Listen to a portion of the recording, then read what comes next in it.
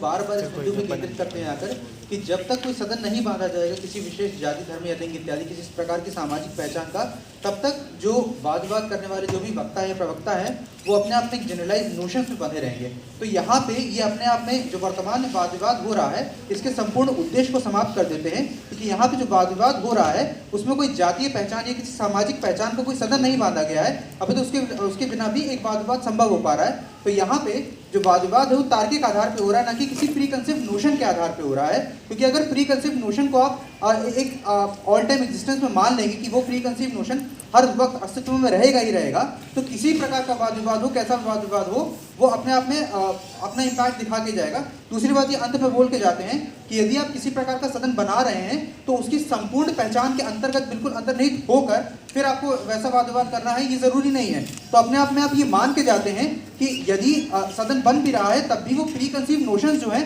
वो तब भी अपना इम्पैक्ट डाल सकते हैं, क्योंकि आप खुद कह रहे हैं कि जब सदन अगर बन भी रहा है किसी पहचान का तो उनकी सभी मान्यताओं को मानने की जरूरत नहीं है आपको। तो अपने आप में आप उन मान्यताओं को काटेंगे क्योंकि आपके पास में कोई प्री कंसीव नोशंस है, तो यहाँ पर अपने आप में प्री कंसीव नोशंस का इम्पैक्ट वैसे भी रह सकता है। दूसरी बात ये कह के जाते हैं कि अपने आप में एक जनरलाइज आइडिया बोलकर जाते हैं कि कोई एक मेल इंटेलेक्चुअल होगा तो वो फीमेल्स की प्रॉब्लम को अच्छे से नहीं समझ पाएगा। अभी तो अगर यही फेमिनिस्ट का सदन होगा तो ऐसी स्थिति में वो उसको सोचने को मजबूर करना पड़ेगा। तो ये अज्यूम करके जाते हैं कि जो मेल इंटेलेक्चुअल है वो पहले से या अपने जो पूर्व ज्ञान है उसके आधार पर वो फेमिनिस्ट या पूर्णतः निष्पक्ष, तार्किक रूप से निष्पक्ष नहीं हो सकता है। ये अजम्पशन यहाँ पर देखे जाते हैं और ये जो मान्यता है ये अपने आप में अपना एक प्री कंसीव नोशन के आधार पर ये बोलकर जाते हैं। दूसरी बात आप ये देखिए कि वाद विवाद का जो उद्देश्य होता है ये बताकर जाते हैं यहाँ पर कि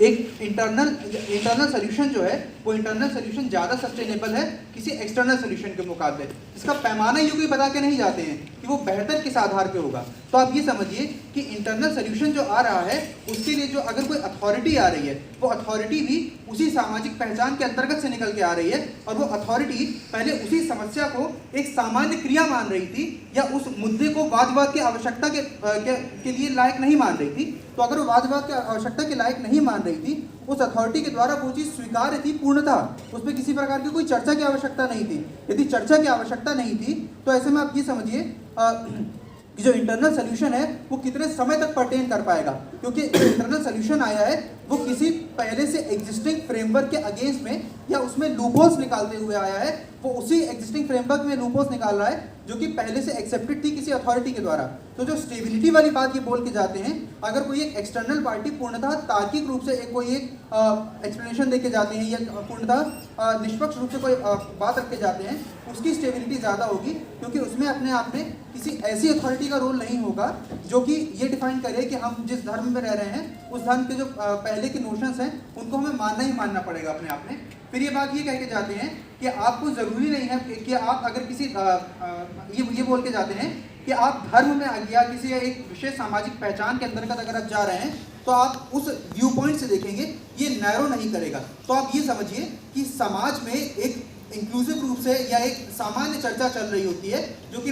मेरे वक्ता द्वारा भी बोला गया कि एक इमीडिएट आइडेंटिटी होती है व्यक्ति की जिसके द्वारा वो सामान्य जीवन यापन करता है। उस इमीडिएट आइडेंटिटी से हटाकर आप एक सामाजिक पहचान जो कि उसका जाति हो सकती है, धर्म हो सकती है, लिंग हो सकता है, ये तीनों ही पहचानें अमूमन तौर पे हर एक सामाजिक व्यक्ति के पास में होती ही होती हैं। आप उसे एक सामाजिक पहचान में बांधकर कि आप इस समय इस सामाजिक पहचान के अंतर्गत इस सामाजिक पहचान के द्वारा जो जो कैरेक्टरिस्टिक्स डिराइव होते हैं उन कैरेक्टरिस्टिक्स को अपना आधार बनाकर वाद विवाद के फिर उसके बाद में अपने सारे तर्कों को प्रस्तुत करेंगे। तो ऐसी स्थिति में आप दृष्टिकोण बांध रहे हैं, वहाँ पर आप एक डिफाइन कर दे रहे हैं कि दृष्टिकोण वास्तविकता में होना क्या चाहिए। तो जिस वक्त आप दृष्टिकोण डिफाइन कर दे रहे हैं जो और अलग अलग एम्बिट्स, क्योंकि अपने आप में आप ये देखिए कि किसी भी व्यक्ति की पहचान जब होती है तो वो सिर्फ किसी एक सामाजिक पहचान के आधार पर नहीं होती है। या व्यक्ति का जो चरित्र बनता है वो सिर्फ एक सामाजिक पहचान के आधार पर नहीं बनता है कि कोई एक विशेष धर्म है तो वो धर्म ही सब कुछ उसका निर्धारित कर देगा। उसका जो लैंगिकता है या और जो सामाजिक पहचानें हैं और जो उसका अपने आप में व्यक्तिगत विवेक है वो वहाँ पे पिक्चर में आता है, वो वहाँ पे संदर्भ में आता है। तब कहीं जाके एक व्यक्ति की व्यक्तित्व का निर्माण होता है। जब व्यक्ति की व्यक्तित्व का निर्माण तमाम सामाजिक पहचानों पे होता है, तो जो समाधान निकाला जा रहा है उस समस्या का, उसमें उन सभी अन्य पहचानों को क्यों निगेट कर दिया जाता है। जब आप एक स्पेसिफिक पहचान की बात करते हैं, तो ऐसा नहीं है कि अगर किसी धर्म के मुद्दे की वजह से किसी व्यक्ति को समस्या हो रही है, तो वहाँ पे सिर्फ उस व्यक्ति, क्योंकि वो हिंदू है इस वजह से कुछ समस्या है, उसके सिर्फ हिंदुत्व का जो मानना है उसको समस्या हो रही है, तो ऐसे में उस संपूर्ण पूरे व्यक्तित्व को समस्या हो रही होती है, और व्यक्तित्व को समस्या हो रही तो उस व्यक्तित्व के हर एक एम्बिट में वो समस्या हो रही है। तो ऐसे में एक इंक्लूसिव अप्रोच जब जाएगी तो बेहतर समाधान निकल पाएगा, ना कि सिर्फ उस धर्म के या उस पर्टिकुलर फील्ड में जो समस्या हो रही है उस पर डिबेट करने पर। दूसरी बात अब ये देखिए कि जैसा कि मेरे वक्ता ने भी अपने आप में कहा कि जो मुद्दा होता है, वो मुद्दा यदि किसी धर्म से निकल के आ रहा है अपने आप में, तो वो धर्म से या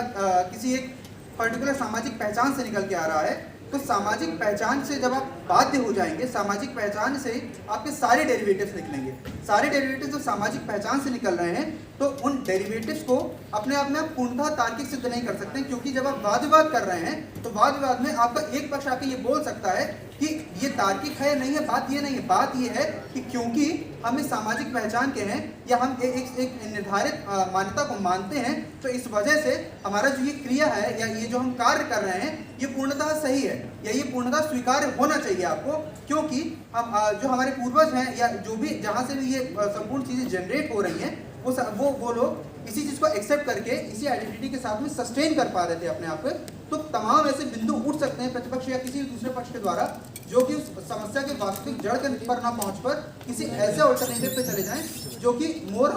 जो कि कॉम्प्रोमाइज करने में मजबूर करते हैं, ना कि वास्तविक समस्या के समाधान की बात करें। और बुद्धिजीवी जो होते हैं वो तार्किक होते हैं, अपने आप में पूर्णतः तार्किक होते हैं। बुद्धिजीवी या आप वाद की जब भी बात करें, तो अगर आप बुद्धिजीवियों को सदन में किसी प्रकार का वाद करवाते हैं, तो वहाँ पे तो ये आइडेंटिटी के क्या डेरिवेटिव्स निकलेंगे, उन डेरिवेटिव्स से पहले क्वेश्चन होता है कि ये जो डेरिवेटिव्स हैं, ये जो भी चरित्र चित्रण हो रहा है, उनमें तार्किकता कितनी है अपने आप में। जब तक उस तार्किकता को नहीं नापा जाएगा या उन पर कोई उन्मूलन नहीं होगा, तब तक उन डेरिवेटिव्स को वाद में कभी भी इस्तेमाल नहीं किया जाता है। पर पहचान के नाम पर अपने आप में आपको ये सोचना पड़ जाता है कि जब ये इस कल्चर में एग्जिस्ट कर रहे हैं, तो इस कल्चर में सर्वाइवल इनका कैसे संभव है। जब आप उस पर्टिकुलर कल्चर के सर्वाइवल पर फोकस करने लग जाते हैं, तो उस वक्त आपको जो कल्चर की जो मान्यताएं होती हैं, कल्चर के जो भी बिंदु होते हैं, आपको उनको एग्जिस्टेंस में लेना पड़ता है। जबकि जब आप एक आउटर सर्कल या एक बुद्धिजीवी, एक न्यूट्रल इंसान के नजरिए से देखते हैं, तो ऐसी स्थिति में आपको कल्चर में कैसे सर्वाइव करेंगे ये सोचने की जरूरत नहीं पड़ती है वहाँ पे। अभी तो वहाँ पे ये सोचने की जरूरत पड़ती है कि ये व्यक्ति है, इसकी जो व्यक्तित्वता है खुद में अपने आप में, इन तमाम सामाजिक पहचानों को इधर हटा के या सभी सामाजिक पहचानों को एक साथ लेकर वो सामने आती है वाद विवाद में। आपको उस वक्त किसी प्रकार की बाध्यता की जरूरत नहीं पड़ती है। इसीलिए अपने आप में जो सामाजिक पहचानों के आधार पर सदन बनते हैं वो निंदनीय है। धन्यवाद।